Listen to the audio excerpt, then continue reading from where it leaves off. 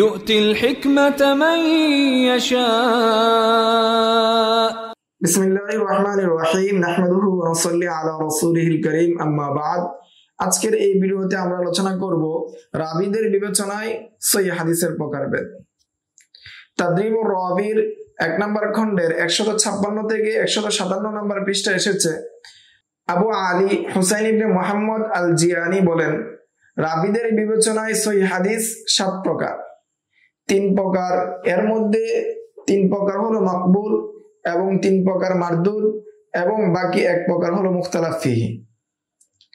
প্রথমে আমরা আলোচনা করব মাকবুল যে হাদিসগুলো রয়েছে সেগুলো নিয়ে।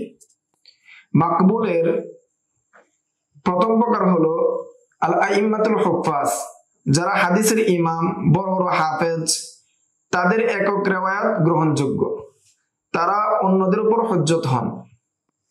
দ্বিতীয় প্রকার হলো তাদের চেয়ে স্মরণ শক্তির দিক থেকে কম, কিন্তু তারা গ্রহণযোগ্য, তারা মাঝে মধ্যে ভুল করেন, তবে তারা নির্ভরযোগ্য, গ্রহণযোগ্য।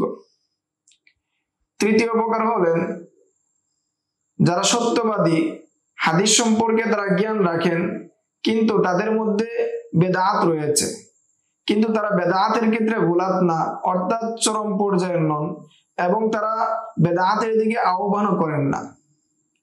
তাদের হাদিস গ্রহণযোগ্য, ইমামগণ তাদের থেকে হাদিস বর্ণনা করেছেন। এখন আমরা আলোচনা করব মারদুদ যে হাদিসগুলো রয়েছে সে সম্পর্কে। মারদুদ 3 প্রকার, এর মধ্যে প্রথম প্রকার রাবীরা হলেন যে যারা মিথ্যাবাদী, হাদিস তৈরি করেন, তাদের বর্ণনা। নাম্বার 2, কাসীরুল ওয়াহমি ওয়াল খাতা, যারা বেশি ভুল করেন এবং স্মৃতিশক্তি দুর্বল, তাদের বর্ণনা। নাম্বার 3, গুলাতু আহলিল বিদআতি ওয়াদ দুআতি, যারা চরম পর্যায়ে বেদাতি এবং মানুষকে তাদের বেদাতের দিকে আহ্বান করে এবং হাদিসকে বিকৃতি করে নিজেদের আকীদাকে সমর্থন করে। এই হলো মারদুদ হাদিসের প্রকার। সপ্তম প্রকার হলো মুখতালাফ ফি, অর্থাৎ মতভেদপূর্ণ প্রকার। তারা হলেন এমন রাবী যাদের অবস্থা অজানা, অর্থাৎ মাঝহুল, অর্থাৎ তাদের আদালত এবং জব্ত সম্পর্কে জানা যায় না। তারা সেই হাদিসকে এককভাবে বর্ণনা করেছেন, তাদের বর্ণনাকে কেউ কেউ গ্রহণ করেছেন, আবার কেউ কেউ এই বর্ণনাকে রদ করেছেন, প্রত্যাখ্যান করেছেন। আলাই রহমতুল্লাহি আলাই বলেন, এই 7 শ্রেণী যে আলোচনা করা হয়েছে তা রাবীদের শ্রেণী বিন্যাস, হাদিসের নয়। এই ছিল রাবীদের বিবেচনায় হাদিসের প্রকারভেদ।